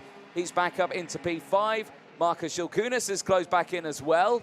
Could we see the likes of Sebastian Korpeng get back up into that top spot right now? Now I'm seeing Jacob Mikalev going up and down the order on the timing screen there. I think he's okay. I don't think he's retired from this one. I think his transponder is just playing up a little bit. Yes, confirmation, it is the 249 transponder issues plaguing there, as we're seeing blue flags coming out on the circuit. They are for the likes of Gazi Motlaka and Charles Lambert, who actually have managed to rejoin the race right now, but they have done so right in front of the leaders. So now they've got a case of having to deal with all of that through this race. Still Flusha, though, on lap 16 leads by some way. I think it's around a second at the moment from the likes of Jakob Mikalev, who, again, is still being plagued with those transponder problems. Now we're seeing here the hand gestures coming in thick and fast, and a very late move down the inside there for Sebastian Korpeng. And off the track goes Marcus Shilkunas, who was looking up ahead, and he shakes his head in frustration there at Sebastian Korpeng, who might be in the crosshairs a little bit here later on in this race if Chilkunas can catch back up, because that was a robust move down the inside at turn 14, but he certainly made it work. Korpeng again right there with Rafalik. George Nassar still just ahead of them. He's broken away as again wheel to wheel down the inside. A very bold move there, but through will go Romeo Nassar as well. Now he's coming up the order as well. He's gained 4th place in this one. He's fighting his way up the field right now. Here though, on your screen, is Sebastian Korpeng and Sejeleski just behind. And yeah, well, there we go. We did expect something to come the way of Sebastian Korpeng, and that warning flag will be received from Sebastian Korpeng after that move in towards turn 14. That does come with a undisputable 5-second in-race time penalty. That will go out to the driver who started this one on the 2nd row of the grid in P3. He will not be happy with that one. Luna Flusha leading the way though, and leads by quite a gap at the moment. There you can see just behind the likes of Jacob Mikolev, who sits just a fraction behind. I think we're around 2 seconds or so behind Luna Flusha. The gap has slowly eked up. There's Hugo Heron as well in the 2:30, who's sitting in 3rd place at the moment. Is up 4th place, is up 4 places. Of course, the timing glitch there with Jacob Mikolev's kart there. His transponder not playing ball. He is still there in 2nd place. For anyone who's wondering why is he not there on the timing, he keeps bumping up, back up. So the timekeeper's certainly having to work hard in this final, as we'll be going on to the final lap of the race this time. But I don't think anything's going to stop this young lady here, Luna Flusha, who now enters onto the final lap of this race. The Spaniard who has delivered so far this season. The young driver who has developed over the course of this season, and not only the last seasons as well. She has worked so tirelessly hard to put herself in a position that puts her on the top. And right now in 2024, in the Champions of the Future Academy program, the F1 Academy Discover Your Driver-backed pilot from Spain, Luna Flusha is about to claim her 5th final win out of 6 here in Italy. It is Luna Flusha who wins once again, and so far is becoming the most unstoppable driver in this category. It is Luna Flusha on top of the world right now in the world of karting. Luna Flusha, a 3rd in qualifying today, recovered with 2 heat wins and taking the maximum 25 championship points. And right now in this final, takes the 50 championship points. That extra fastest lap championship point goes to Maximilian Rafalik, who helps out his championship fight. But Luna Flusha increases her championship fight. There you can see it, 422 championship points ahead of Felipe Canales' 271. The wins that have come in only came 2nd in Valencia. And like I say, all of that has just helped. It's near maximum points. Near maximum points for Luna Flusha in this fight. Hugo Heron finishes in 2nd place. No, actually, I'm going to tell a lie. It's actually Jacob Mikolev who finishes in 2nd place. Hugo Heron finishes in 3rd. Of course, that transponder glitch playing havoc there. Jacob Mikolev will finish in 2nd place ahead of Hugo Heron. George Nassar ahead of Maximilian Rafalik, Sebastian Korpeng, and Franciacorta Sejeleski. Romeo Nassar finishes just behind Sejeleski, then ahead of Austin Gale. Chilkunas finishing there as well in P10. Jean Canas finishing in 11th place from Adam Sedor. Felipe Canas from Sofia Sanfari Elizaveta Kozlova finishes in the top 15 after gaining 10 places. Alessandro Biggie rounds out top 16. Ella Latimer finishes in P17. 4 places gained ahead of Casper Bonda. Charlotte Page finishing in P19 ahead of Peyton Westcott. Raheem Alabai finishing in 21st place after gaining 5 places. Charles Alexander finishing in 22nd place after gaining 10 positions ahead of Prix Trevino. Anastasia Genesis, Isaac de Melwyk, Gazi Motlaka and Charles Lambert round out the 27 finishers. But there on your screen, through the weighbridge we go. And there, Luna Flusha, a big smile on her face and completely understandable. Near maximum points in the category. And she heads to the Middle East now for the second phase of the championship, leading by well over a good chunk of championship points. Luna Flusha right now can just relax. The weight is off the shoulders. The European phase is over. Can she maintain that momentum going into the Middle East? From what we've seen right now in Europe, I think the answer to that is a very firm yes. We will see her out on the podium later on. There's a look at the results. 5 wins out of the last 6 finals. Only Marcus Shilkunas was able to beat Luna Flusha in Valencia in the second final on Sunday. But right now, just absolutely controlling this championship so far. Let's have a look at the highlights and how that all unfolded. Remember, though, Jacob Mikulev is under investigation, though, for the start of that race. We've not seen a penalty go out in that race for a possible jump start. But I'm sure we'll find out later on if maybe any post-race penalties do come out. But at the moment, he sits there second in the results. On board, Bernardo Benoldi certainly had a dramatic race. The start initially was very good. Unfortunately for him, he was involved in an incident going in towards turn 5, which unfortunately saw him get spat out at the exit of the corner. He was battling away with others. There you can see Alex Powell very graciously starting the race for us this weekend in the senior category. Great to see him here watching alongside his some of these former competitors for him in the senior category. But the race continuing, this was that moment for Bernardo Benoldi, straight off the circuit. And I believe maybe was that with the likes of Austin Gale he was with there. I don't think Gale was at fault at all there. They can see, yeah, the 234, he was right in front. It was Austin Gale. Austin Gale had no idea he was there. The gap had opened up a little bit. And then, unfortunately, just that little tap on the front, a wheel going onto the grass, and the punishment certainly doesn't fit the crime there on that one for Bernardo Benoldi. And, yeah, that is a big, big shame for him. Race continued throughout. At the front, it was calm and all good. Luna Flusha just drove away at the beginning of that one.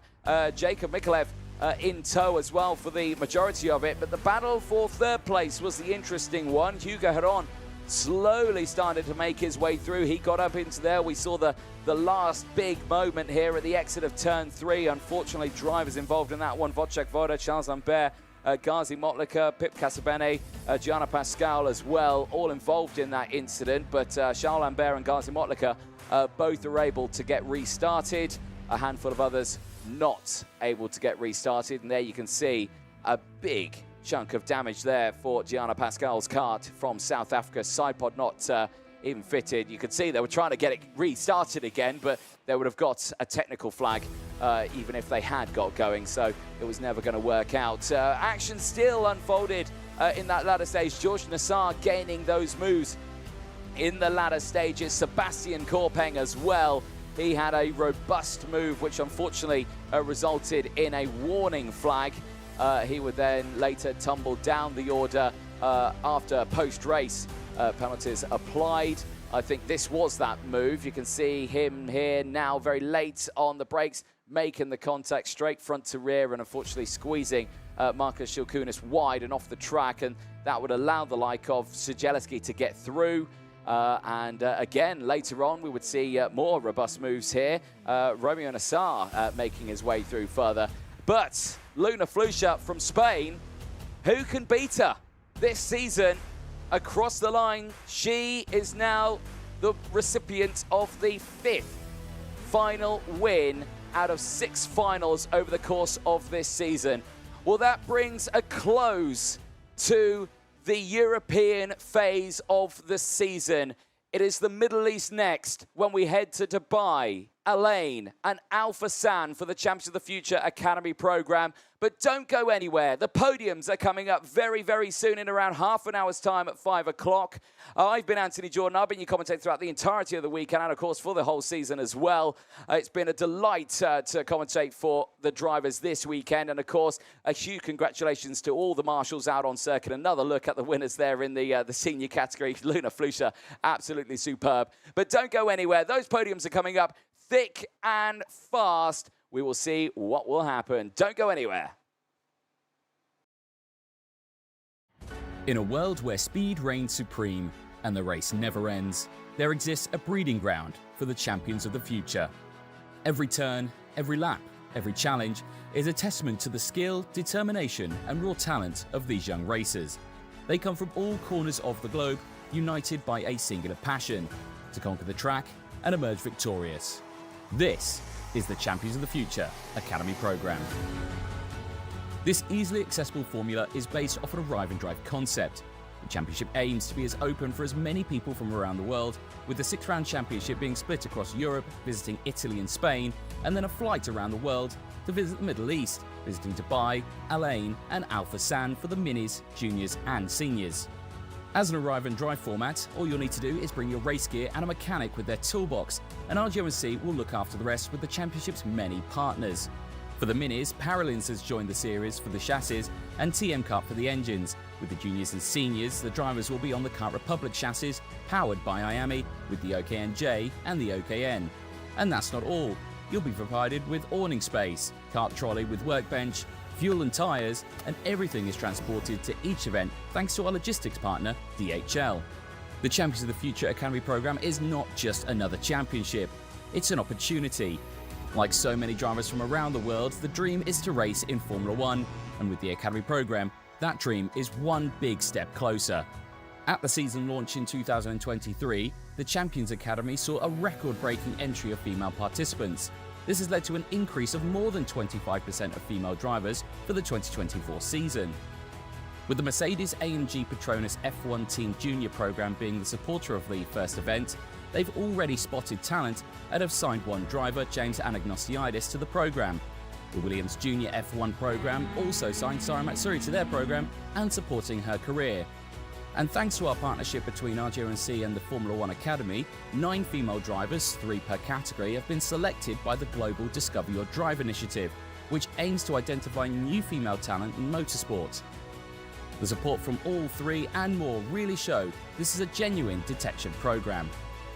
The space for a future in motorsport is limited, with all 3 categories filling up fast. The only question that remains is, are you a champion of the future?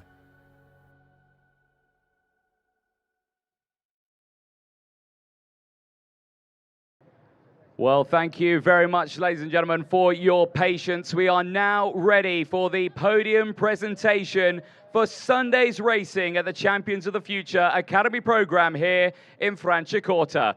We will start with the Mini Under 10 category. Please welcome onto the podium, finishing 3rd in class. Give it up for Marc Martin Lometz. In 2nd position, please give a huge round of applause for Lorenzo Zucchetto. And your winner in the Mini Under 10 category, give it up for Nicolo Perico. We would now like to welcome onto the podium Alex Powell to present the winner's trophy. Firstly, to 3rd place, Marc Martin Lometz. The 2nd place medal to Lorenzo Zucchetto.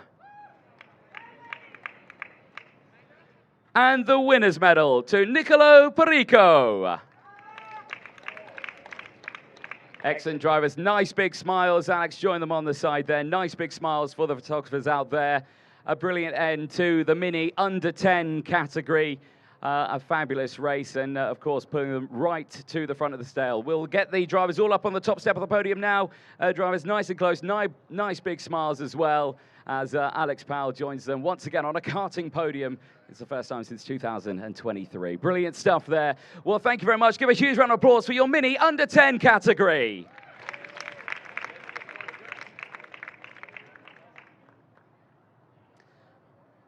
Perfect stuff.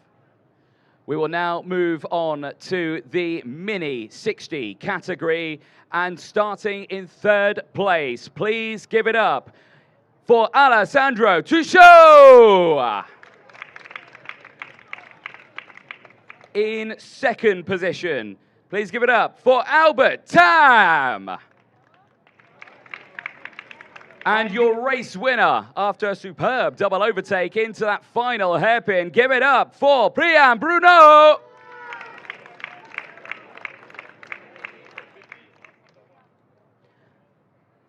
We will now listen to the national anthem of Belgium.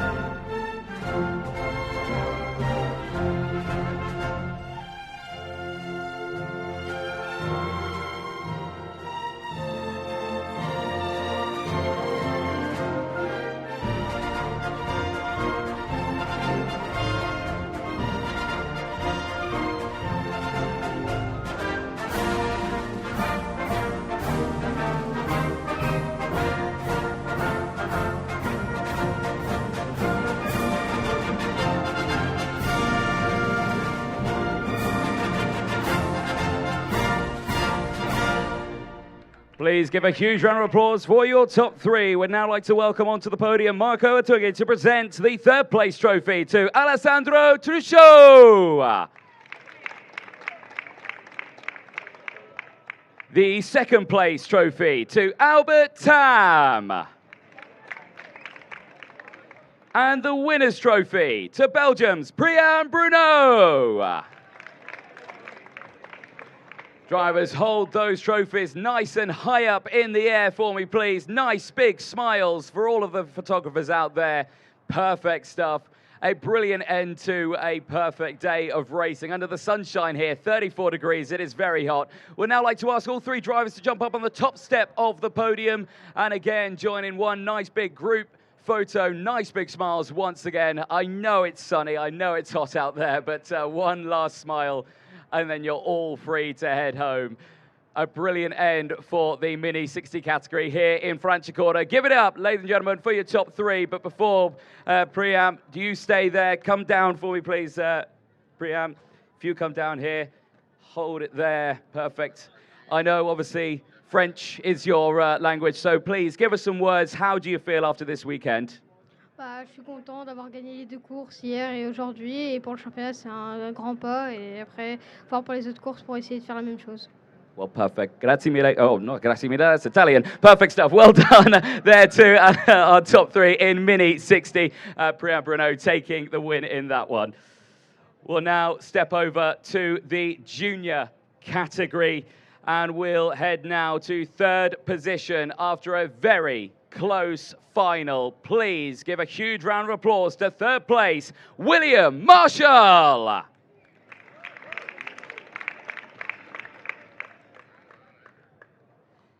Finishing in second position, again in a very close final. Please give it up for Connor Clancy.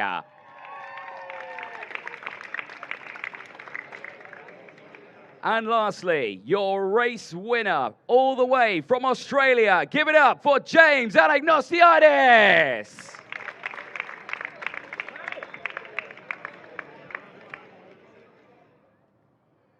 We will now listen to the national anthem of Australia.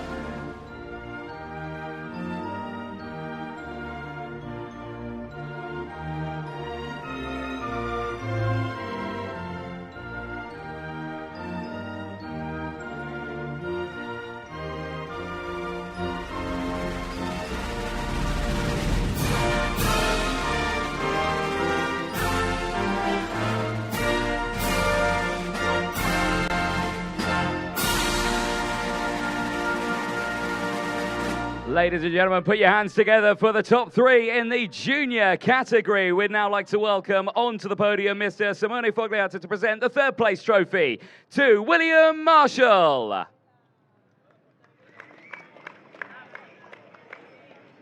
The second place trophy to Connor Clancy. And the winner's trophy to Australia's James Anagnostiidis. Well, perfect stuff. Drivers hold those trophies nice and high up in the air, above their heads. Nice big smiles for all the photographers out there. A brilliant end to a fantastic weekend. We'd now like to ask all three drivers to jump up onto the top step of the podium. And again, one last big group smile for all the drivers out there. We head to the Middle East next to Dubai, Alain and Al Fassan. Ladies and gentlemen, put your hands together for your top three in the junior category. James, don't go anywhere too far, though. I'm going to have a quick chat with you. I know you love it. I know you love it. There's a smile. James, that's exactly what you needed. Obviously, not on track, but post-race penalty put you in where you wanted to be there. Championship leader, currently at the end of the European stage. We head to the Middle East next. Are you looking forward to it? Yeah, I'm looking pretty forward. Obviously, I didn't really want to win. Wanted to win on track, but yeah, looking forward to the UAE now. Got a good lead in the championship, so you just need to be consistent and yeah. That's what we need. I know it's going to be about winter time when we head out there, but it's still going to be about this hot when we head out there as well. So prepare yourself for it. Congratulations. Well done. Thank you. Excellent stuff there. Give it up, ladies and gentlemen, again for your junior category. We will now move over to the last class and the senior OKN category here at Franciacorta for the last European stage round. We'll start with third place. Please welcome onto the podium, it's George Nassar.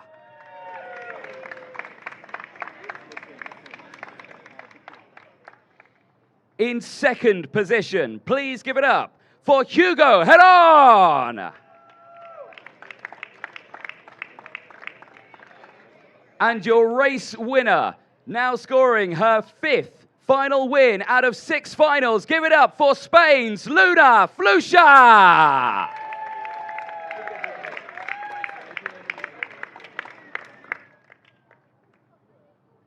We will now listen to the national anthem of Spain.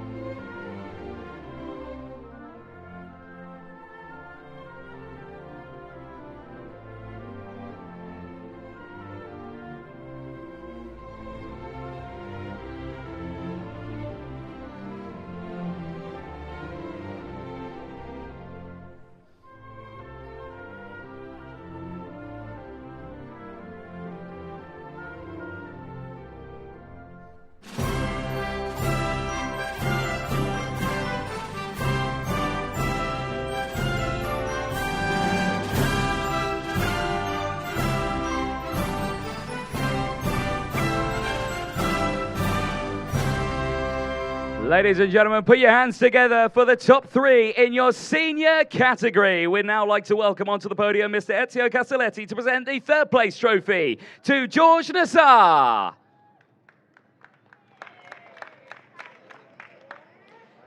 The second place trophy to Hugo Heron. And the winner's trophy to Spain's Luna Flusha.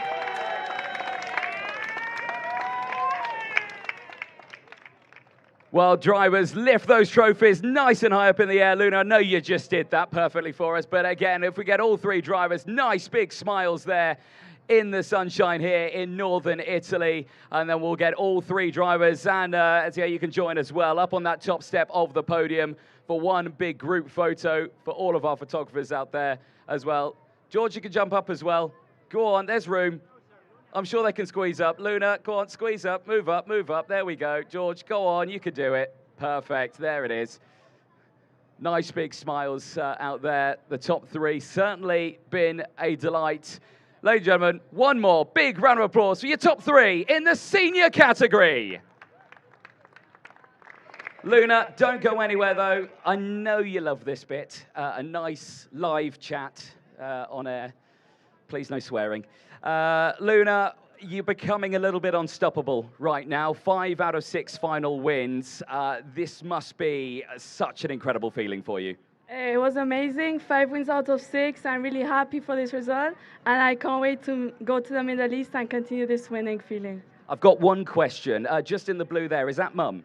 Yeah, my mom and my best friends. Excellent. Your mum's got questionable dancing skills when the national anthem's playing, but it was absolutely fantastic. I'm sure she's delighted to be on this podium with you. For you, though, are you excited for that next half of the season? You should have put the England national anthem, but yeah. She prefers that. Yeah, but it was, yeah, I can't wait for the second part of the season. I can't wait to go to the Middle East.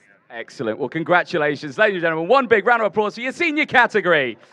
Well, perfect stuff there for Luna Flusha. She ends the European stage on top, leading by some 100 or more championship points. We head to the Middle East next when we head to Dubai, Alain and Alphasan to round out the championship. But for now here in northern Italy, it's goodbye for now. In a world where speed reigns supreme and the race never ends, there exists a breeding ground for the champions of the future. Every turn, every lap, every challenge is a testament to the skill, determination and raw talent of these young racers. They come from all corners of the globe, united by a singular passion, to conquer the track and emerge victorious. This is the Champions of the Future Academy program. This easily accessible formula is based off an arrive and drive concept. The championship aims to be as open for as many people from around the world, with the 6-round championship being split across Europe, visiting Italy and Spain, and then a flight around the world to visit the Middle East, visiting Dubai, Alain and Alphasan for the minis, juniors and seniors. As an arrive and drive format, all you'll need to do is bring your race gear and a mechanic with their toolbox, and RGO&C will look after the rest with the championship's many partners. For the minis, Paralins has joined the series for the chassis and TM Cup for the engines. With the juniors and seniors, the drivers will be on the Kart Republic chassis, powered by IAMI, with the OKNJ and the OKN. And that's not all. You'll be provided with awning space, kart trolley with workbench, fuel and tyres, and everything is transported to each event thanks to our logistics partner, DHL. The Champions of the Future Academy program is not just another championship, it's an opportunity.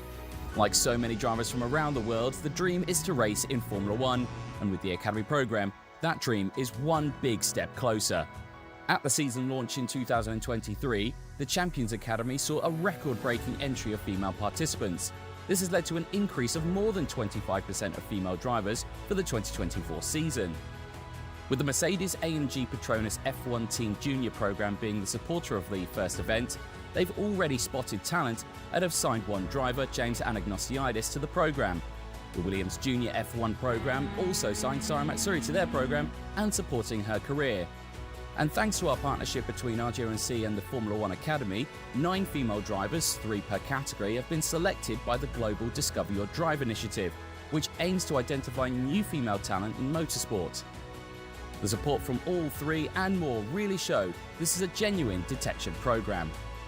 The space for a future in motorsport is limited, with all 3 categories filling up fast. The only question that remains is, are you a champion of the future?